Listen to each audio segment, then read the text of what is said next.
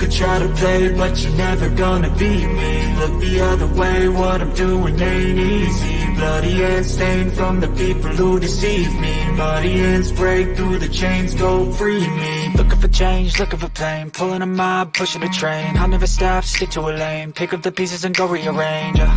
I'll be the best above all the rest, put me to the test and expect nothing less. Your check is I'm chess, what's happening next? He got the venom, a tangible weapon, no coming in second. This life is a lesson, he got a new engine from pain, it's a blessing. New focus, no guessing, just bold and obsession, all in his possession. You got their attention, I leave an impression and take a redemption. Just kill no discretion, your mind is a weapon. 11-11, it's time for progression.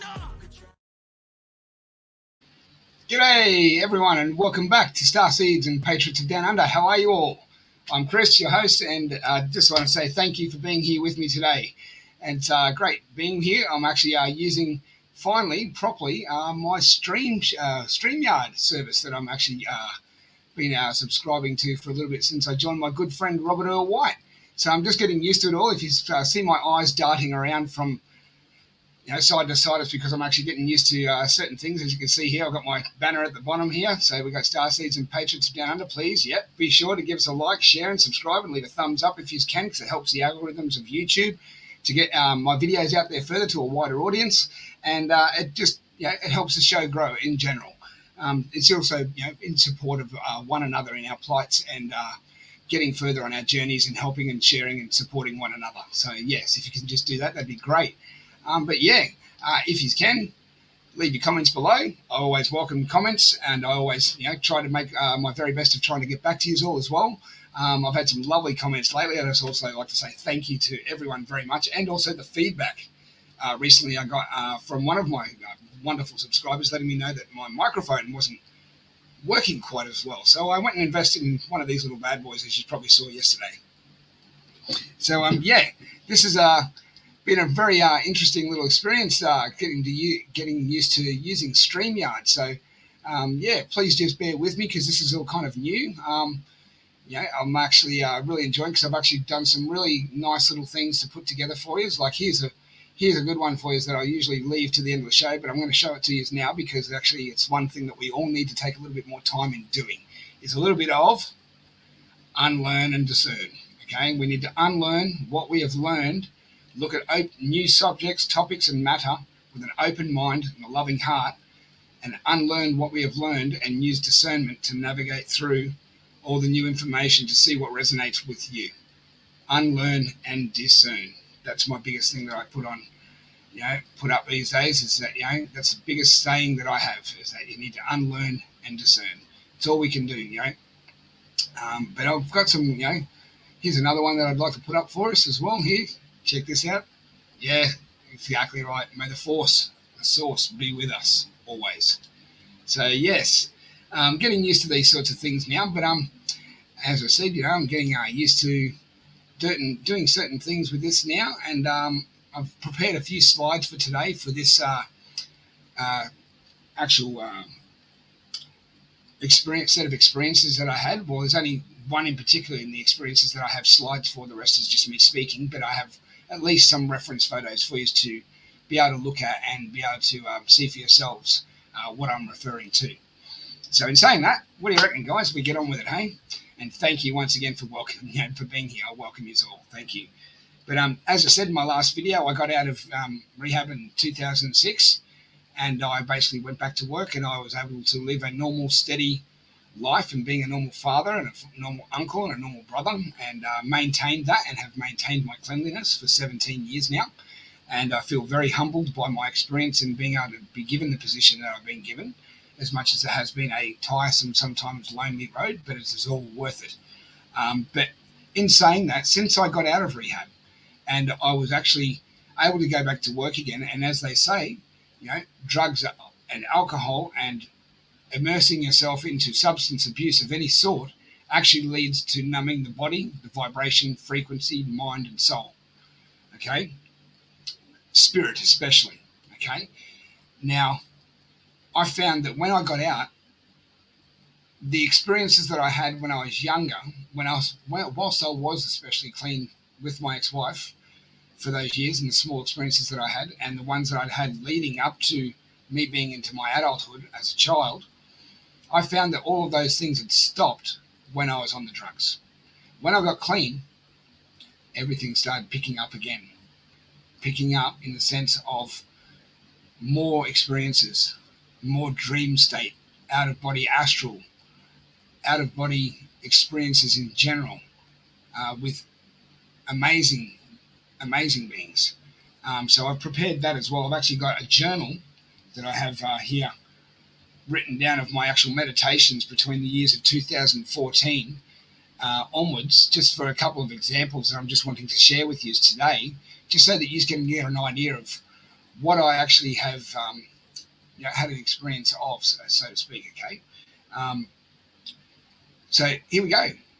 So back in 2006, when I got out, I pretty much moved into a place in Burpengary. Now, after getting out in Burpengary, I moved from Burpengary to my parents' place because I had a relationship breakdown. Second one, which was only a small relationship that only lasted for 2.5, 3 years. But still in itself, that was a wonderful learning lesson itself from each other in the time that we had together. But unfortunately, I had to move back home, and I was there for a small amount of time before I moved into a unit up in Caboolture. For any of you who don't know where Caboolture is, it's a northern suburb of Brisbane. And I was there for a period of a good whole year. Now, in this place where I lived in King Street in Caboolture, I had one very particular, I would say completely scary, off-the-charts experience, but at the same time liberating, because what I'd learnt in rehab and rehabilitating oneself to be in sound mind, body, and spirit gave me the necessary tools, in essence, to be able to fight back with what I had in front of me, what I was faced with. And what I was faced with was an entity that poked its head through the wall up near the upper ceiling, like towards the upper ceiling. And it was from this part of its body going down towards its waist that it stuck out on an angle, like on a 45-degree angle from the wall, looking at me. Now, I was on the cusp of going to sleep, but I felt the presence of something there, something that also wasn't quite right. How a Jedi, if you will, in Star Wars, how they feel a movement in the Force and how they feel that something does not feel right. Well, that was the feeling that I had going on, that sensation of knowing that something that was there, or some presence was around, or something was not quite right. Okay, so my eyes on the cusp of sleep opened on the pillow, and they were looking around like they are now. And that's when this entity came out from the wall, like it was just phased through the wall. And I'm not kidding. This thing, it blew my mind. But not just that, it scared the shit. And I'll be honest with you, it scared the shit out of me, because it did not represent anything that I had previously experienced, such as Frank, my friend from childhood, the immerther that I had a friendship with and still have a friendship with. I found that this entity, I'm going to show you a picture now, is more so looking a little bit like this. If I'm able to show it, if you can see that. So that's actually a picture of the SIKAH NEBU, if you are able to see that. Now, this is a representation, an artist's representation of what you call the immerther, who is Frank's species. And as you can see, between Frank and the SIKAH NEBU, Frank is a completely different species. Okay? Now, I believe that these beings, I've found through my research, sorry for the bang then, my watch at the glass table here.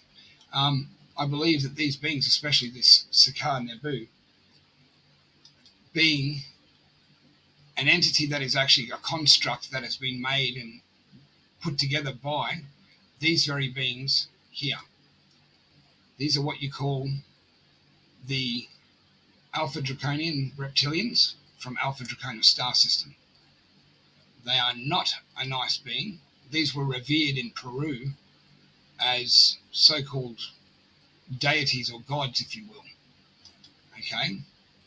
Now the Draco is not a nice species. They are able to work on levels that are outside of our comprehension. But I can tell you now that these particular beings, the SIKAH NEBU, are developed via the Draco reptilians, and they are a nanological, biological species that are of a hive mind.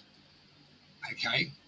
They are of a hive mind. I'm sorry if I left that up for you, but just then, I know, but that is a scary being, and that is the being literally that poked its head through the wall. Now, I've found that, as I said, over the time that I've been researching, that these things are called the SIKAH through Elena Danana and Michael Suller's work.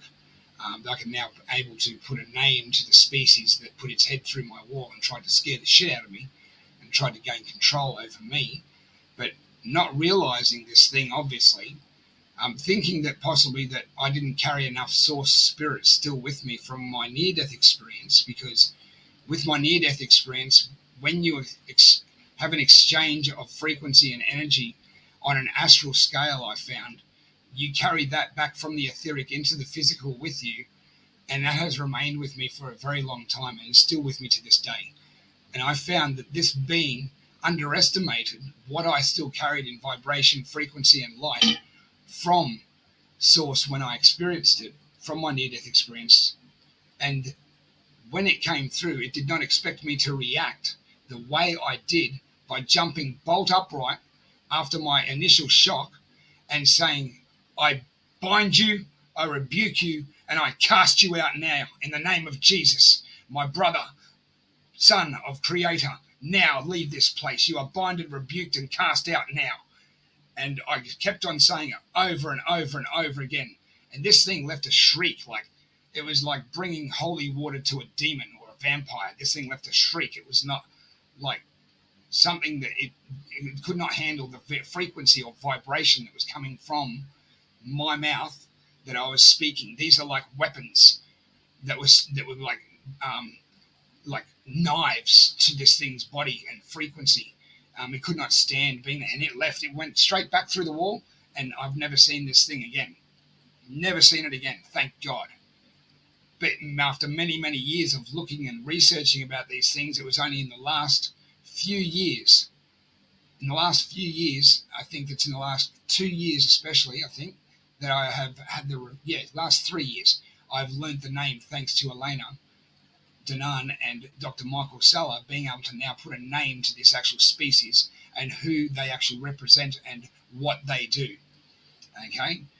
So, that was pretty much, I'm sorry that I had to leave those pictures up for you as I did, but I wanted you to understand that you need to know your enemy if you're going to know how to win. Okay? And these things are diabolical on every level. They are programmable matter. As I said, they are nanological and a biological entity that is a construct by the reptilians. They are put together by the reptilians to do their dirty work and bidding so that these Draco can remain in the shadows, in control. And these are the very ones that were actually the ones that intervened in Ea Enki's original blueprint of the original geometric structure of the human species in its perfect, purest form. These things are included into us via their inclusion of DNA and actually introducing it into what Enki had possibly Enki had put together himself, the human form. These reptilians also inserted portions of their own DNA, hence creating hybrid versions of the human species, us today, and that is proof on a scientific level due to the fact that we have the limbic system in the brain. The limbic system is where maturity comes from, but it also is the place of where aggression, hate, jealousy, anger, fear, fight or flight syndrome come from. I've learnt this due to the fact that I've done an anger management compassion regulation course so that I could learn bigger, greater understandings of compassion and empathy for others through understanding what anger and where jealousy and aggression and all those factors come in from the human body. And it looks like to me, after the research that I've done, there was an intervention at some stage in our ancient past after Ea Enki had originally inserted and created the original blueprint for the human species. Okay? these reptilian Draco had come in and inserted in the local populace a portion of their own DNA to give us this limbic system that is within our brains that gives us all these different syndromes, I call them, because these are things that are not natural for us in our natural state. The original blueprint genetic structure that Enki originally designed us to be. Okay? Now, I believe that also is a reason as to why him and what I call now the Galactic Federation of Worlds have returned now at the end during the what I consider to be the great liberation of this planet, us liberating ourselves from the darkness that has been over us for however millennia. Okay, I believe this is all by no mistake. This is all part of the grand plan. Okay, and I believe that this is our destiny, our future, our evolution, our evolutionary step comes next, depending on how we carry ourselves as individuals. Now, I have had some other experiences, just moving forward now. I've had some other experiences where, after moving from Caboolture, I moved from there to a different location, around about probably 25 kilometres away, coming southbound towards Redcliffe, which is, well, I was in a place called Rothwell, which is before where I am now. I'm currently in Redcliffe, Queensland. Okay, and where I was in Rothwell was a place where there was a lot of drugs and there was a lot of alcoholism and a lot of abuse. And I found this wherever I go lately, since I got out of rehab and got clean, everywhere I've been, I've seemed to have found that I'm holding a frequency of space, an energy barrier of some sort over the area that, because I'm of a higher frequency myself, as they say, those around you adjust to that frequency. You raise their consciousness just by being near proximity to you. Okay, and I found that to be true because everywhere I've moved to, wherever the drugs and the alcohol were, after I had gotten clean, funnily enough, I was cleaning up that area energetically for those people as well. And those people too got clean. Okay, now when I was in this particular complex in Rothwell, there's 17 units there, and out of that 17 units, 4 of those units, right, were under the influence of substance abuses, whether it be alcohol or drugs.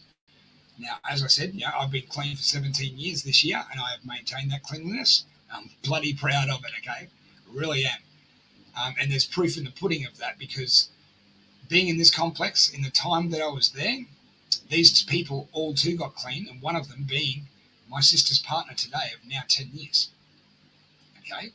Now, since myself living in my apartment and my sister and her partner, who was my neighbour next door, her partner was my neighbour next door, he was under a certain amount of influence at the time, and so was my sister. But they too, when they moved out of there, or whilst they were there, they cleaned up. Okay? They cleaned up. Okay? Once they moved out of there, everything stopped completely, and has been like that for the current 9.5 years since they started cleaning themselves up. That's what I mean. And they've maintained that steadiness, cleanliness lifestyle since. Okay?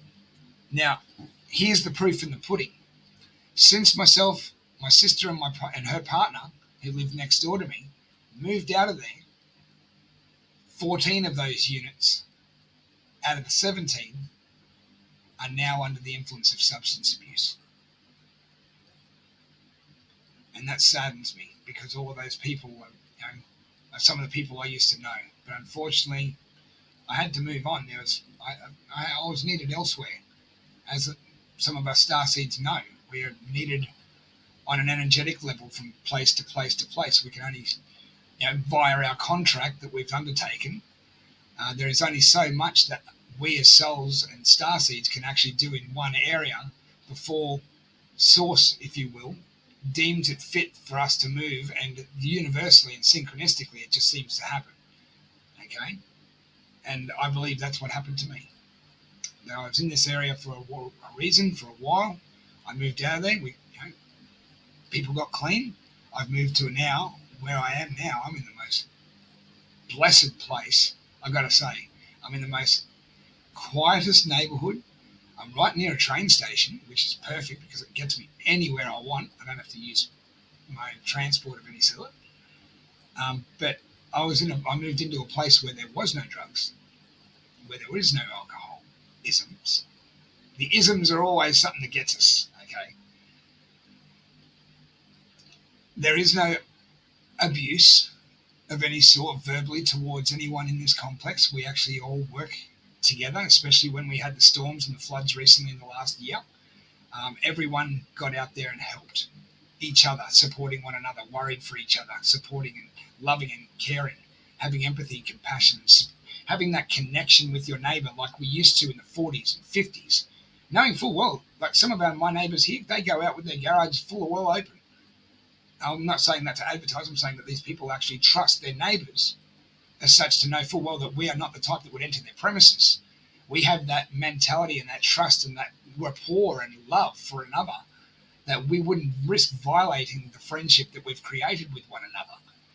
Okay, so this is where the sort of world that we're all trying to work towards. And I live in a beautiful place. It's very conducive for everyone, where we all thrive. You know, we're all, even some of us are actually growing our own things, and we have so much left over abundantly that we share it with each other, saving each other money so that we don't have to go to the supermarkets or the Sunday markets, if you will. So it just shows you how much that we can live in support of one another without having to really go to too much effort, and just takes a bit of time, a bit of love, and a bit of brains. That's all it does. A bit of love here goes a long way, always. And that's what we should be doing, is using love as the core of everything that we do. If we want to change this world, we can't change and start the world with the same hand that we started the old world out in. In other words, if you want to start a new world with violence, expect the new world to be of violence. Does that make sense? It does to me. If you start it in a sense of peace, your new world will be of peace. Everyone will learn the lessons of old in order to move forward on an evolutionary path. It makes perfect sense to me. Perfect sense. But anyway, moving to Rothwell, okay, I had another really cool experience. This is where the cool stuff started to really kick in for me, okay? So bear with me, guys, because this is probably going to take a little bit. I'm probably going to be speaking up to a good hour, okay? It started one night, again, when I was going to bed, and I was on the cusp of sleep. Unfortunately, I don't have photos for this because, you know, this happened so quickly and so randomly, so left field that I was unable to even comprehend what was going on. All I did was just grab my phone and turn on the flashlight. Okay. But I was on the cusp of sleep, and then that same feeling, well, not the same feeling, a feeling came over me again. But this time it was a feeling that I was not alone in the room. There was someone else with me. And it felt divinely loving and feminine, if you get what I mean. It felt like it was a motherly, nurturing feeling. Okay, if that makes sense. I don't know who this presence was, but I heard the words right here, not in here, in my ears, loud, like I'm speaking loudly here now. The words came forth from the end of my bed near the wall. Are you ready? Are you ready? And I freaked out in the sense that I wasn't understanding what the multi-dimensional or different densities of things were at that stage. Okay, I knew that there were beings that were unseen, but I didn't know the levels of what dimensional densities were. Okay, so I've jumped up, bolt upright out of my bed, grabbed my phone, and I'm sitting there with my flashlight on, looking around, going, "Who the is there? Oh my God, what the?" And I'm looking everywhere, in every corner. No one, not a soul in sight. I was in a room with someone because I felt their presence, and I felt the beauty, the love, the nurturing, the motherliness of this entity, this being. And it had a full, very feminine, loving voice. It was like, "Are you ready?"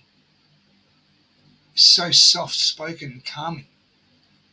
And obviously I wasn't ready, because if I was, I wouldn't have freaked out. And that's the truth. Because those that are actually have got a higher vibration frequency would have had also an understanding and knowing of what this was. And this actually did send me on the path of wanting to know what an entity that is unseen is. So I learnt about multidimensionalism and densities that go from third density to right up to 12th and beyond. Okay, there's just so much that has blown my mind, but this happened nonetheless, and it sent me on a path of learning more and more.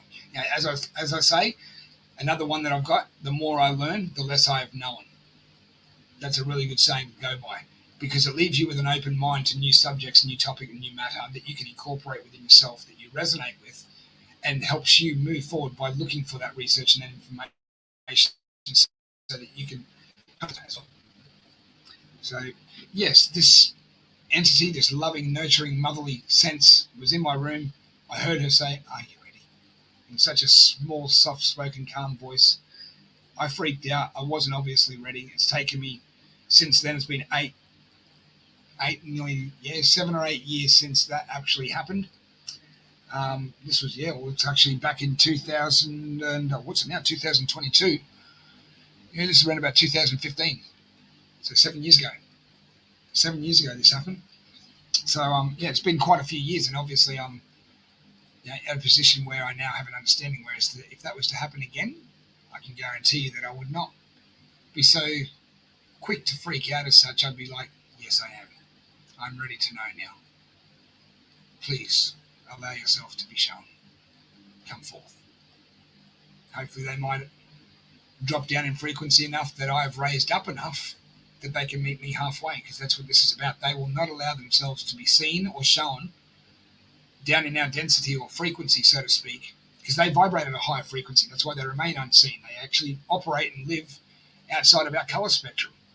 So I could be speaking about this right now, as you know, as I am, and I could be having one of them right here, right over my shoulder, sitting there going, he doesn't know how right he is.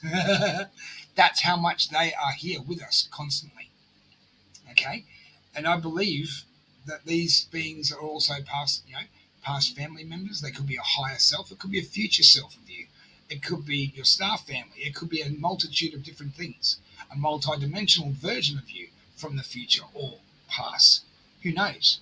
All I know is that there's always connections. These beings come and they come and go all the time. I know that there's male aspects that come and visit me. I feel their presence. I know that there's feminine aspects that come and visit me. I feel their presence.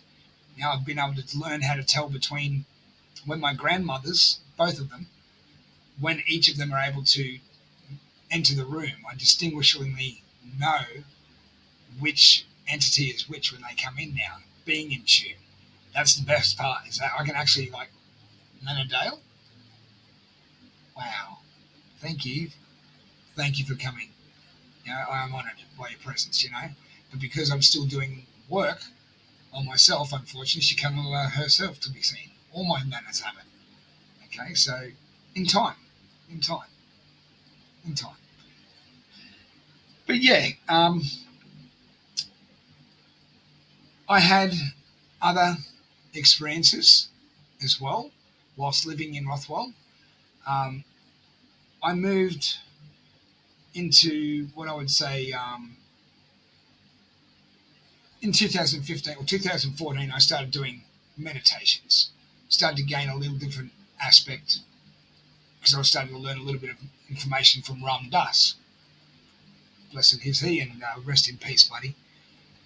Mr. Ram Dass and Timothy Leary, with their experimentations on using plant medicine and LSD in Oxford University, not Oxford, sorry, can't remember what university it was in America, but they were using this in the 1960s, and how Timothy Leary was unfortunately jailed, and Ram Dass, Timothy was actually targeted, pretty much. Was targeted. I believe that Ram Dass, what he did with himself and going to India and learning what he learnt and bringing it back to the Western world, and imparting upon people meditative guides and guided sessions, and teaching people about the esoteric and the spiritual and our connections to that and how natural they actually are, gave me a new sense of, wow, this is something new. This is not religion. because religion is an indoctrination system, as we all know. Okay, but I found that the spiritual aspect resonated with myself and what I'd experienced with what I saw, felt, and saw and felt and experienced when I had my near-death experience. Okay, that source loving feeling, the spiritual sense of it all, it matched and resonated perfectly, and I was like, this is all connected. I want to know more. So I learned how to meditate, and I learned how to meditate pretty fast. I actually was surprised as to how quick I was able to learn how to drop down in consciousness and be able to still be consciously aware enough of my environment, but be open to knowing full well as well, because discernment also plays key with meditation as well. When you're learning meditation, you have to have discernment, because knowing that full well that lower fourth entities that operate in negative frequencies operate and reside in the areas of where you're going to during your meditative session. Okay, because our bodies are actually operating on a alpha brainwave state at that stage. Whilst we're awake, funnily enough, where our brainwaves are actually operating on a beta brainwave pattern, which is what we should be on whilst we're asleep and at rest. But unfortunately, our brains are more active while we're asleep. So that also begs the question: what are we doing on a consciousness level whilst we're asleep? Where do we go on a soul level whilst our avatar body is asleep in our beds at home at night? Where do we go? What do we do? There's a lot of things I'm sure that we can touch base on in the future with my other videos that I'll be doing in my other experiences, that will actually help us understand that, because I've been able to gain an understanding of that over time as well. And it's actually beautiful, and it actually resonates and validates other people's information that they have spoken about themselves, and it's validated me in the process, because I didn't know that these things were possible, and then learning about them later, I was like, wow, that just validates my experience, and then hearing someone later on again speak about it further validates not only the information that I've come onto, but also the actual fact that I've experienced it in and out of body experience as well.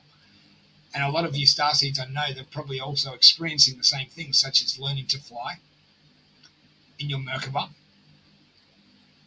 I'd like to also hear if anyone can, maybe leave if you can, comment below if you can, because I'd leave your comments below if you can, because I'd like to hear your ideas about that in relation to what we do. Sorry, I just had to look for the banner. Then leave your comments below. I'd like to hear your comments in relation to that, because I believe that a lot of us starseeds are actually doing a lot of training of what I would call our inactive DNA in our astral form on another dimensional plane of existence whilst we're in our sleep avatar body here on Earth. I believe that the actual astral body form itself leaves the physical host upon our sleep, and we're going places where we're actually learning to master our abilities that are locked up or inactive within our DNA as such. Now, for any of you that know about DNA, as you know, it's a helix, so it twists, okay? And in between these spaces, there are telomeres that are supposed to send information.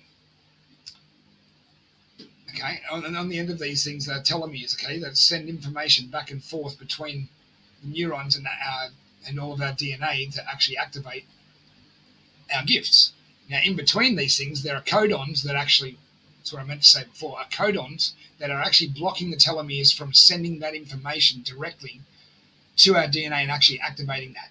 Now, I believe this is also on a genetic level another thing that the reptilians have done to us, other than also give us this limbic system fight or flight syndrome that we live by. Another unfortunate byproduct of their tampering with our DNA that E.R. Enki had originally created. Okay, so I looking at these things, you got to understand is that we are obviously we're all made of the same matter. We're all made from the same things that the universe is made from. So that means we're connected directly to source regardless. Okay, and there was only a certain intervention. Okay, and the intervention can be reversed. It can be reversed, and that's where all this medbed technology and things come in with Ear's original blueprint that he carries with him, and also the seeds. If you've also heard about the seeds that have been found with the giants that have been waking up in stasis around the world, first thing they're asking for is where the seeds are. And that makes a lot of sense. Makes a lot of sense perfectly. But yeah, I'd like to hear your comments about this as to whether or not you are actually going out and training in your astral forms whilst asleep here on Earth, whilst your avatar is in bed. Have any of you had any training of any sort where you're actually learning to use your superpowers or super gifts? I mean, as I've said before, I love Jesus' style, and he said to us all, because he's the man, as I have done these things, these great things, so shall you, and more. Well, what did he do? He walked on water. He rose from the grave. He transmutated physicality to an etheric light body, okay, and he rose through the rock into a beam of light in the sky. Whilst two so-called angels is just a mistranslation, whilst two angels are on either side of the tomb.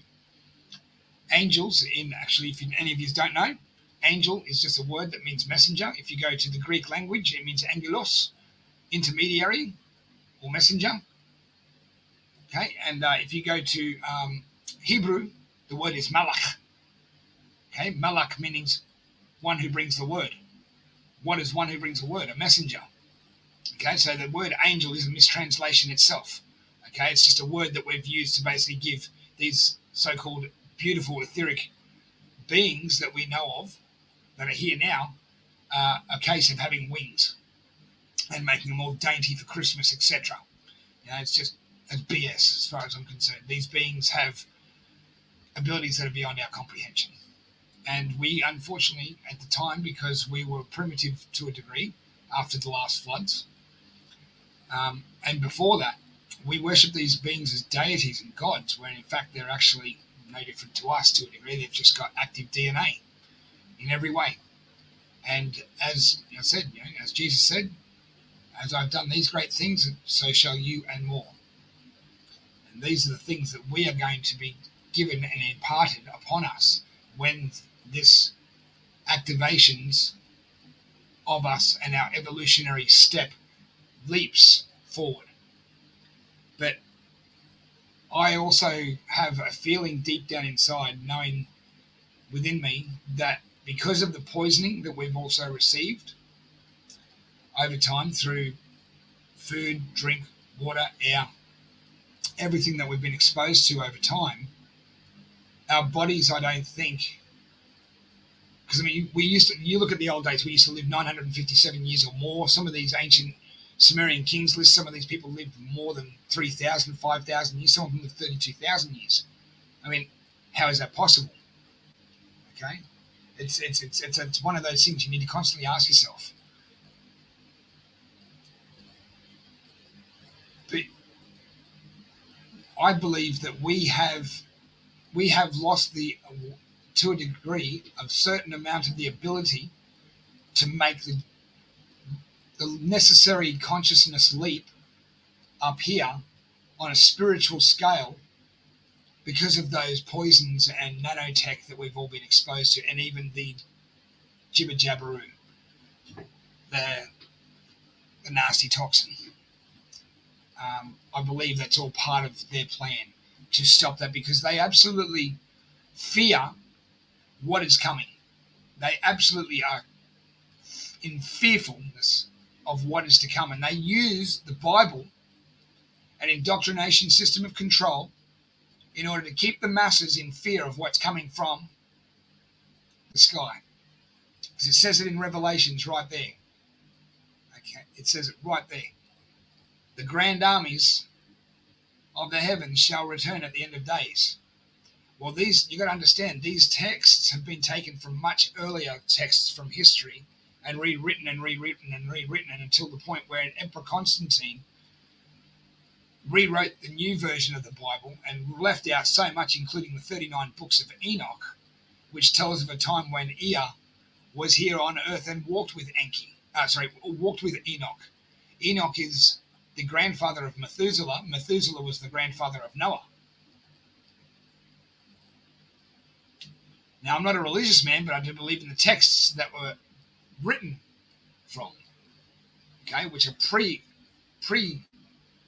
I believe they're pre-Adamite civilization texts. I believe they're also texts that go, there are texts that just all around the world that have the same profoundness, popping its head up again, the same story of creation, etc. We see it everywhere. And it's by no mistake. This is the same group going from civilization to civilization, teaching, and we've all been taught to fear through our processes of schooling and movies, etc., etc. We've been programmed to believe that anything that comes from the sky is bad. It even says it right there. In the last days, the grand armies of the heavens shall return. Well, what are the grand armies? Something obviously they wanted us to fear. I call it reverse projection of fear. They are reverse projecting what they feared onto us through religious indoctrination system in order to make us, the masses, the populace, in fearfulness of what's to come from the sky, when in fact it is our very brothers, sisters and family, Ea, back with all of what they call the grand armies, I believe, are the Galactic Federation of Worlds. So that's a breakdown for you. You can look at it. You can, I welcome the criticism if you like. I'd like the comments. Drop them down below, please. That'd be great. Everything always helps me learn more, because I'm open-mindedness is one big thing that I always go by. Having open-mindedness to everything and having an open approach. So please just leave your comments below. Woo! So thank you for that. But yeah, I'm going to move on now.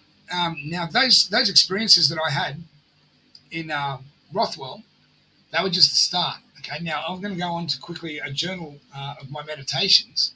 I'm just going to read a couple for you today, just to give you an idea of how my experiences went on the incline from here on in.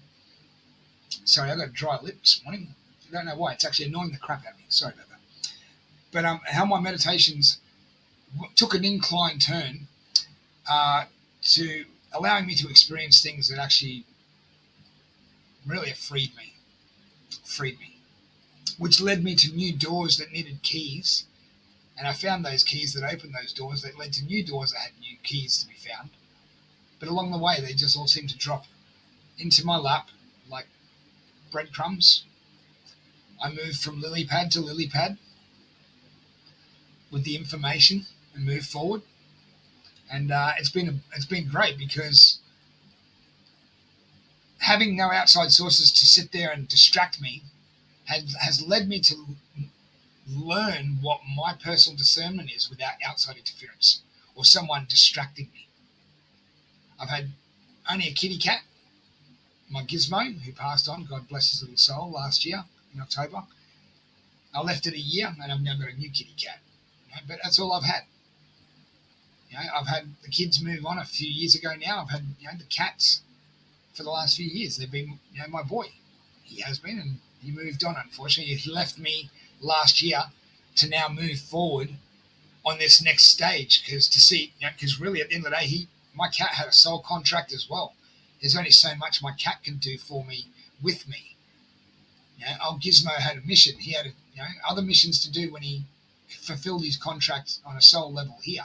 He had to take off and do those missions. And what the funny thing is that I know he's not gone. Yes, I have my sad days, but Gizmo is not gone. I've seen him 3 times since he's passed, and once with a neighbour. We both saw him at the same time. So, in saying that, even the animals, our loved ones of our animals, our family members, they are all still here with us regardless, just on another plane of existence, just outside your colour spectrum. And if you see them move out of your corner of your eye, that's the colour spectrum in which they reside. And when you move and look at them to see if they're there and they're not, that's because you're looking at them dead on. They're there. You just can't see them in direct line of sight. Okay, so just know full well they're here. always in here and in here for you. But, I've got these journal entries that I'd like to read for you now. Okay, this was on the 3rd of the 12th, 2014. So I'm going to keep this brief now because we've already gotten to around about 45 minutes. Okay, I don't want to take up too much of your time, people, today, because I know that there's other things that you could be doing, and you don't need to be listening to me rattle on. Okay, but this is just an indication as to how as I said, my experiences took for the incline, and it turned for the better afterwards. Okay, as I sat in my normal, this is after I've come back, mind you, as well. I've got recollection of what had happened. So here I go. Before I do, I'll have a quick sip of water.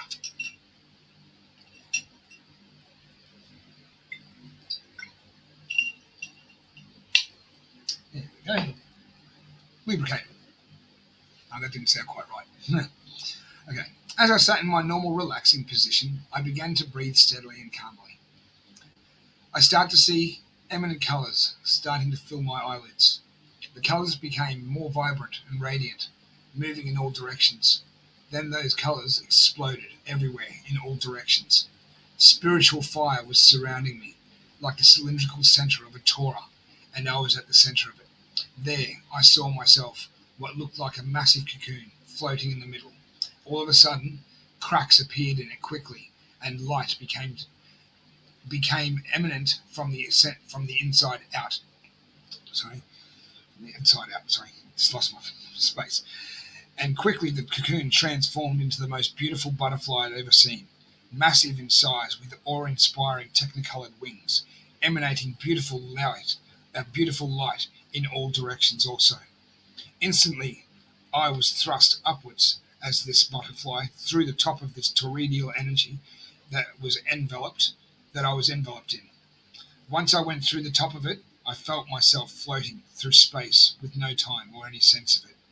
I saw a beautiful gaseous nebula with a central sun.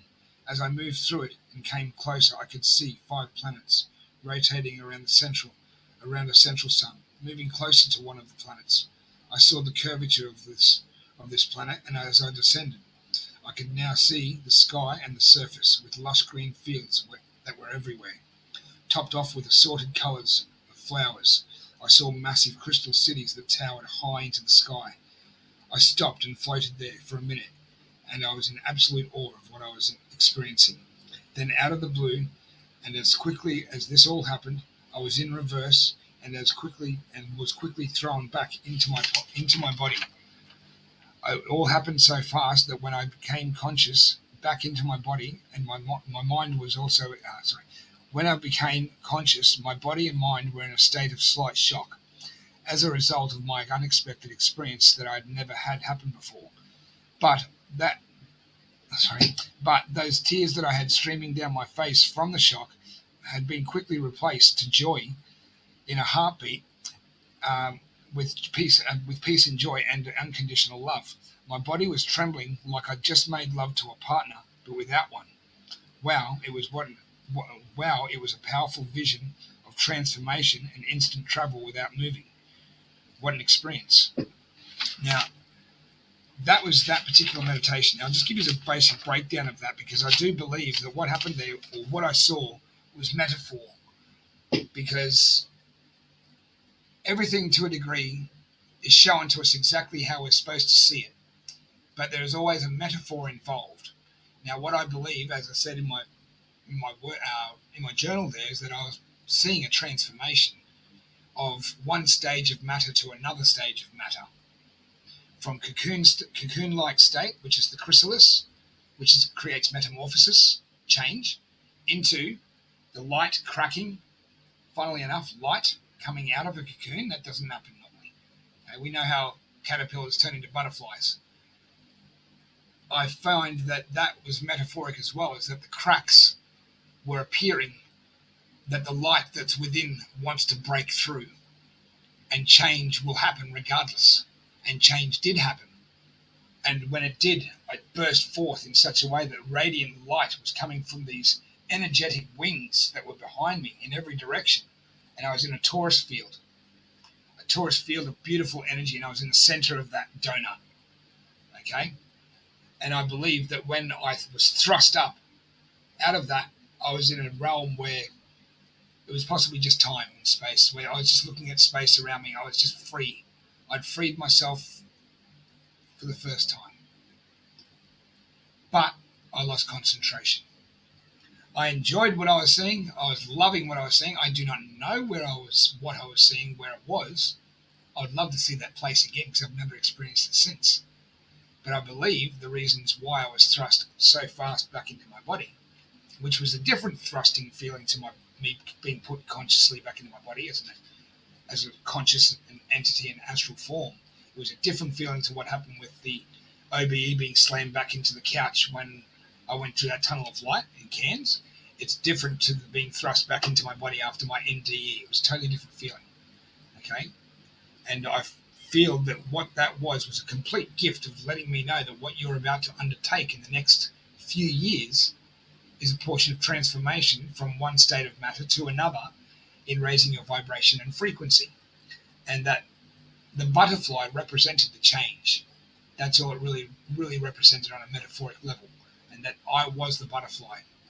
And that I will eventually have this evolutionary step, as will all of you as well. But yeah, that's what I interpreted it was, is that I actually lost concentration, and because I was only still learning it. I hadn't mastered anything. I still haven't mastered anything. Jeez. Okay.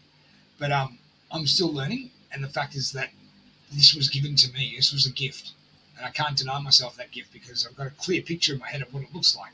It's absolutely brilliant. I can't wait to draw it. And show you as well.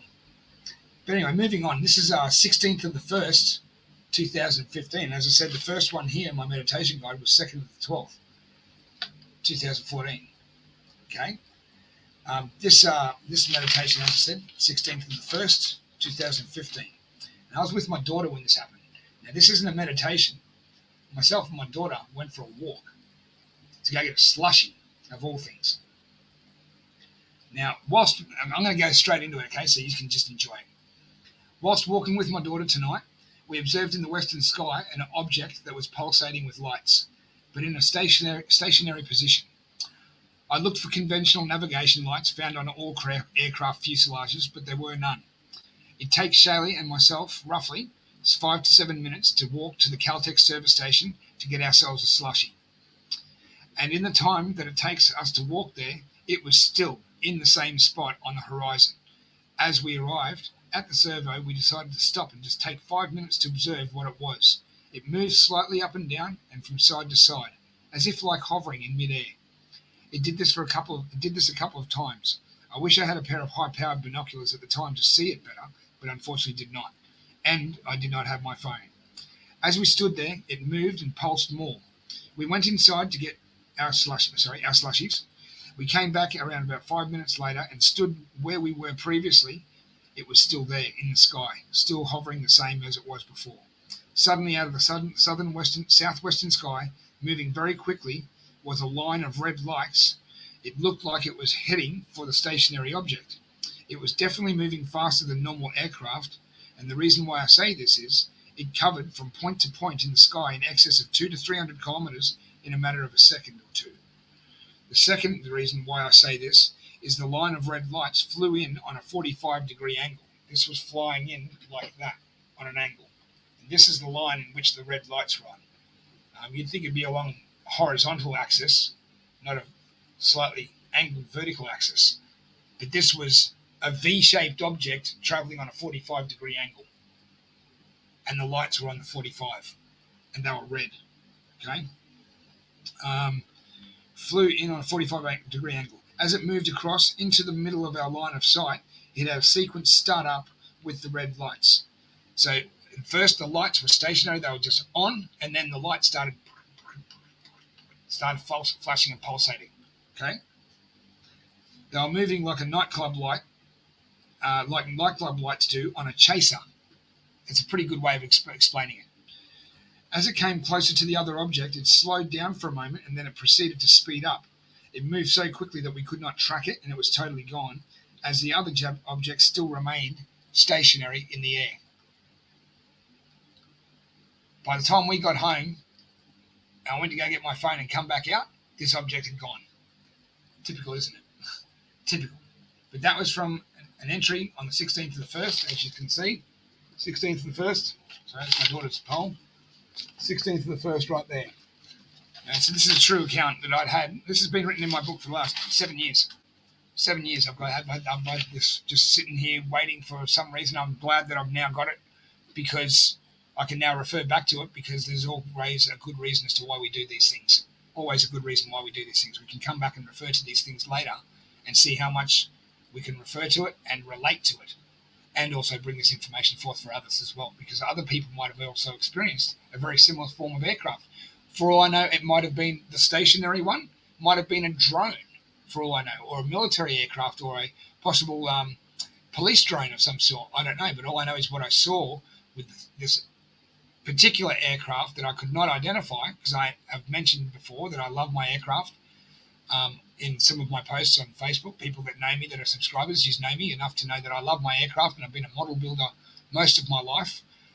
When I was younger, I lost those passions as I was getting older, but I've retaken them up now, and I'm very, very trained in eye to know what set of navigation lights are and where they're supposed to be situated on the port and starboard of the wingtips, and looking for landing lights on any of these aircraft. And this thing did not have anything as such. This had nothing that represented any normal form of aircraft that I could identify on this planet today. So, and my daughter was with me, so she can sit there and verify this for us. I've got another one here as well. This is the one where I actually got to see a friend of mine. Now, a friend of mine came to me in a meditation. This friend of mine passed on when I was 16 years of age. He wasn't so much a friend. He was more so a mate of a mate of a mate's. Okay. We knew of each other in Townsville when I lived up there when I was growing up, and unfortunately, I never got to really hang out with Mark. Mark was a quiet achiever, one of those quiet ones. Okay, and he was just a blessed bloke, man. But unfortunately, like many of us, he was misunderstood, and he also suffered severe depression, which unfortunately led to his demise in the front yard of his girlfriend, unfortunately. Yeah. But I had a meditation at my old house at Rothwell before moving to this present location where I'm at. And in this meditation, I saw this gentleman come to me with long brown hair and a beard, cotton whites on, cotton white pants, no shoes, cotton shirt, beard, hair, in a ponytail up here, but the rest of the hair, falling down behind. So it was like a ancient Japanese style haircut, with a slight bun up. Okay, but he had a beard, and I didn't quite recognise who it was because it's been 30 odd years since I'd seen Mark, and I couldn't quite recognise him. But there was something about the face that really got me, and I couldn't remember who it was, but I recognised there was something about it that was familiar, whom it was.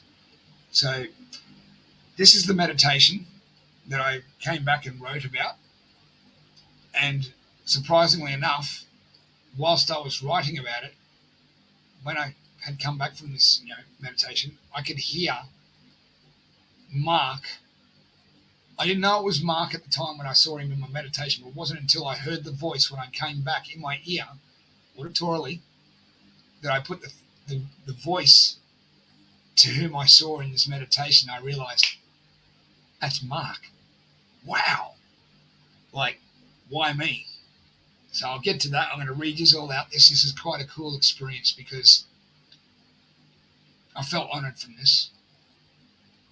I really felt honoured from this because I didn't know Mark, okay? But he obviously has chosen to come to see me in an etheric form in my meditation due to the fact that I was gaining an understanding of what processes are taking place right now and what he himself has evolved to.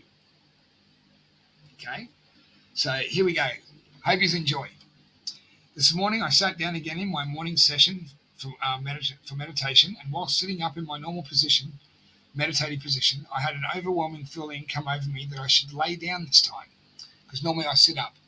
I sit up normally. But this time I particularly laid down on my couch horizontally. Okay, so I did. As I laid there, doing my breathing and increasing my toroidal energy through my crown chakra, it opened brightly. Instantly I could see the beautiful violets and magentas, bright yellows and golds, all flooding me, all at once. Some of those colours turned into full-coloured images of me walking through a park, with trees and sunlight that flickered and filtered between the leaves. With each step that I took, I could see everything around me. The thought only lasted for a millisecond or two when I saw these flashes, but they were absolutely beautiful, a place of peace. The image faded suddenly and was replaced by, the image faded quickly, but was suddenly replaced by a man walking towards me. He was dressed in all white.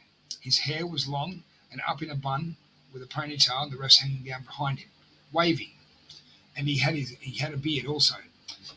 It was his smile that was under the beard and the eyes that was familiar. Unfortunately, the image dematerialized and he was gone. I then saw what looked like me, but I had a golden aura around me, and I was my light self. I was sitting on the floor. I saw myself pull myself up through the ceiling of my home, interpreting that I just moved up in vibratory frequency. By the time all of this had happened, 22 minutes and 46 seconds had passed, and it had only felt like 2 to 3 minutes. As I breathed my way back to reality, I knew that I'd felt differently. See, I used to time sometimes my meditations just to see how long I'd be out for and compare to how long I felt like I was out for. That's why there was a time lapse period, a time that I'd actually recorded. As I said, I could feel I felt differently when I breathed myself. I breathed my way back to reality. I knew that I felt differently straight away. I could feel my cells repairing themselves. Everything was surging and moving through my body, new energies flooding me all over. My mind was also at a new heightened state of awareness. It was at this moment that I realized whom it was that I saw during my meditation when I heard their voice. The man that appeared was a person that I used to know when I was a teenager. His name was Mark Wyatt. Mark unfortunately died and had hung himself subsequently from his severe depression that he had suffered during his teenage years. But over the years that have passed, I have never forgotten Mark or his smile, but no doubt it was him and his voice. Anyway, even though I was back in my physical self, I could hear Mark's voice talking to me in my head. I could hear him auditorily, like he was there in the room. I asked him if I really am hearing him and that I saw him during my meditation. His reply was, "Yes, it is me, Chris, and no, you haven't imagined it." I asked him next, "Why did you come toward me, walking in that dimensional state? You have plenty of family and friends that you could go and visit." His reply was, "But you are awakening, and you had never forgotten me, unlike most that I knew who knew me. They have forgotten me." I stated to him that I felt privileged that he had chosen to show himself to me. His reply was, his family and friends from days old have no comprehension of the metaphysical and will find out for themselves in time. I instantly understood what he meant by this statement. Only I have gotten myself to this point got myself to this point of my ascension through my self-discovery and meditations. I asked another question. Are we able to converse some more at this moment, Mark? I really would like to see you and talk to you more. His reply was, "Not for now, Chris, but we will." Plural. We, he said. Not I, he said we. We will see you all very soon. We are closer than you think. Soon, my friend. I thanked him again for showing himself to me, and then his voice was gone, but not the energy being assimilated to my new frequency. How is that, eh? Now, I've had many interactions even with my grandmother, Nana Dale. She came to me when I was around about 13, just before I had my near-death experience. She came to me in a dream, so I know that she is still with me as well.